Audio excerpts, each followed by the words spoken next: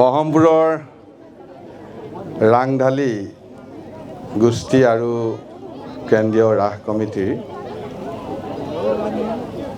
সহযোগত আৰু মূল আমাৰ DY 365 আমাৰ যি টেলিভিছন চেনেল আছে তাৰ মূল উদ্যোগত আজি ইয়াতে ঐতিহাসিক আমাৰ বীৰভূমি শ্বহীদ ভূমি বহমপুৰত আজি মাঘ তথা ভোগালীৰ এক পৰিৱেশ কৰাৰ প্ৰয়াস কৰিছে। মই জয়তে DY 65ৰ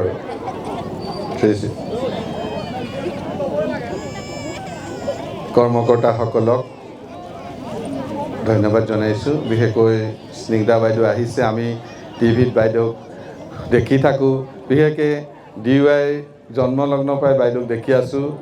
বাইদেউৰ বিভিন্ন আমি বিষয়সমূহ দেখোঁ, ভাল লাগে। আৰু আজি আমাৰ পবিত্ৰ এই শ্বহীদ ভূমিলৈ বাইদেউ আহিছে, বাইদেউক ৱেলকাম কৰিছোঁ। ময়ো এজন বহমপুৰীয়া হিচাপে DY 365ক ৱেলকাম কৰিছোঁ, বাইদেউক ৱেলকাম কৰিছোঁ। বাইদেউ, এই বহমপুৰ হৈছে এক ঐতিহাসিক ঠাই,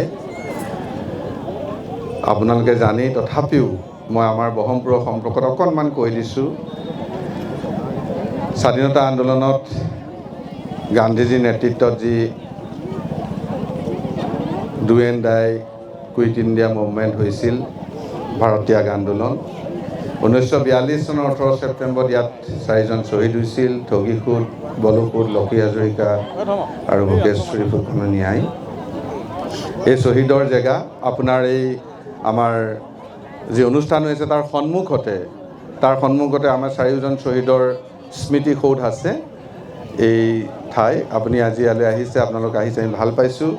আৰু আমি বহমপুৰৰ ৰাইজ খুব অতিথিপৰায়ণ, গতিকে মই যুৱ চামলৈ অনুৰোধ কৰিছোঁ, এতিয়া গান হ'ব, বিভিন্ন ধৰণৰ প্ৰগ্ৰেম হ'ব, গতিকে খুব শৃংখলাবদ্ধতা ৰাখি আমি যেন বিশেষকৈ আমাৰ আলহীসকলক বা আমাৰ DY যি কৰ্মকৰ্তাসকল আহিছে তেখেতসকলক যেন আমি সহযোগ কৰোঁ, এই আশা আৰু কামনা কৰি, আৰু এনে কাৰ্যসূচী ইয়াত আনি পেলাই DY 365 দিয়াৰ কাৰণে মই ধন্যবাদ জনাইছোঁ। আৰু DY 365ৰ আহ্বানত যিসকল অসমৰ বিভিন্ন ঠাইৰ পৰা শিল্পী আহি আমাৰ এই বহমপুৰ আজি সন্ধ্যাটো শুৱনি কৰিবলৈ আহিছে, শিল্পীসকলৰ মই উজ্জ্বল ভৱিষ্যত কামনা কৰি আজি অনুষ্ঠানৰ সফল কামনা কৰি মই সামৰণি মাৰিছোঁ। ধন্যবাদ, শুভৰাত্ৰি।